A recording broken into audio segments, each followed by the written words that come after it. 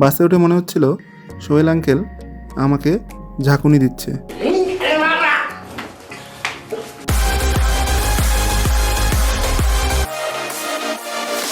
মংলার বাসে করে যাচ্ছি সুন্দরবনের করমজলের উদ্দেশ্যে।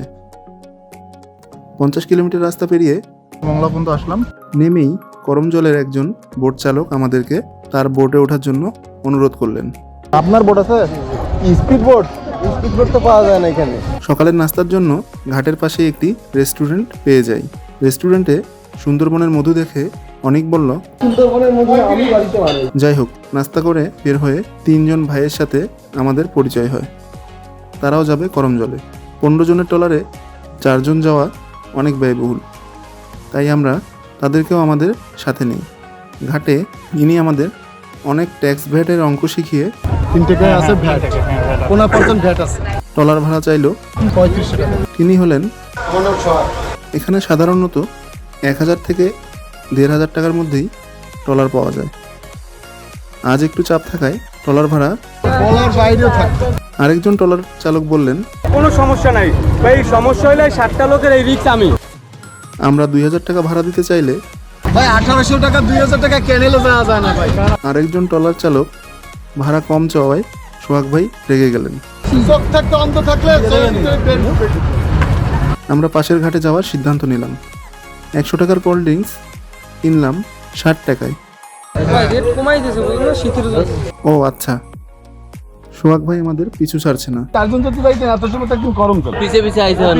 এক পর্যায়ে সোহাগ ভাইয়ের সাথে আমাদের বাঘ বিতণ্ডার সৃষ্টি হয়। Syndicate party. আমার মন চাচ্ছিল সোহাগ ভাইকে বলি। শেষ পর্যন্ত আমরা পুলিশের দ্বারস্থ হই। সোহাগ ভাই পুলিশকে বললেন চোখ গরম দেখে তিনি কষ্ট পেয়েছেন। চোখ রাখে যখন কথা বলছে তখন তো আমার কষ্ট লাগছে। আমি তো মানুষ। তার মাথা অনেক গরম। পাবলিকের সাথে চলাফেরা করতে গেলে মাথা ঠান্ডা করতে হবে। যেহেতু পুলিশে এসে উঠে পড়েছে, তুমি এখন আমাকে একটু সম্মান দেখাইয়া নিয়ে চলে যাও। যাই হোক, পুলিশ আঙ্কেলকে অনেক ধন্যবাদ। তিনি 2200 টাকায় আমাদের ট্রলার ভাড়া ঠিক করে দেন। শান্ত পশুর নদীর উপর দিয়ে আমাদের ট্রলারটি এগিয়ে যেতে থাকলো। আমি খুব ভয় পাই ভাই, সত্যি বলতে আমিও খুব ভয় পাই।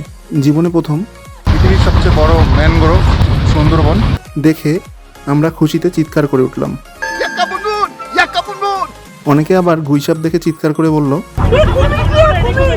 অত্যন্ত দক্ষতার সাথে ট্রলার পাড়ে ভেড়ানো হলো। ট্রলার দেখিয়া বিশ্বাসই হয় নাই যে এই ট্রলারটা নিয়ে আসতে পারবে। করমজলে অনেক দোকানপাট গড়ে উঠেছে, যেখানে দ্রব্যমূল্যের দাম ছিল অনেকটাই স্বাভাবিক। করমজলে কাঁকড়া গাছ, পশুর গাছ, বাইন গাছ, গেওয়া গাছ, হেতাল গাছ চোখে পড়ল। সুন্দরবনের চিত্রা হরিণদের কিছুক্ষণ খাবার খাওয়ালাম, যা দেখে আশিক বলল, ভয়ঙ্কর অনুভূতি। কুমিরের প্রজনন কেন্দ্রগুলো ঘুরে দেখলাম। করমজলের ব্রিজ দিয়ে হাঁটছিলাম আর বানর দেখছিলাম। আসলে আমাদের খুব মজা লাগতেছে। আশিক একটু বাঘ নিয়ে চিন্তিত ছিল। বাঘ হঠাৎ করে চলে আসলে আমি বললাম, তুমি কি বলতে পারো না সাহস করি যে আমরা বাঘের চেয়ে শক্তিশালী? হ্যাঁ না ভাই, থাবা দিয়েন না। এমনিতে আমিও মোবাইলের নেটওয়ার্ক নিয়ে আর বাঘ নিয়ে চিন্তায় আছি। নেটওয়ার্ক পেতে করমজলের টাওয়ারে উঠলাম। উপর থেকে সুন্দরবনের সৌন্দর্য ছিল দেখার মতো। তাই না?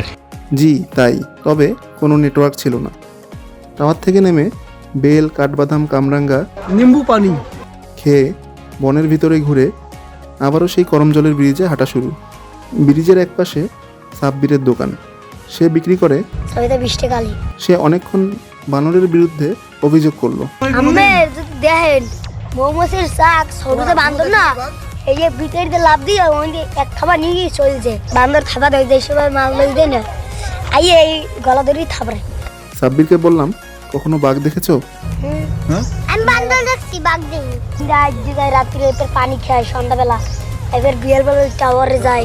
আর ওই সিটি গেলে মনে করবেন বাঘ আর সাপ। আবারও হাঁটা শুরু। ঘাটে ফিরে চোখে পড়ল বাঘের চামড়া, হরিণের মাথার খুলি, কুমিরের ডিম, বাঘের নখ ইত্যাদি। আবারও ট্রলারে উঠলাম। এবার যাব সুন্দরবনের আরেকটু ভিতরে। সুন্দরবনের যত ভিতরে যাচ্ছি ততই মনে হচ্ছে সুন্দরবন আমাদেরকে ডাকছে।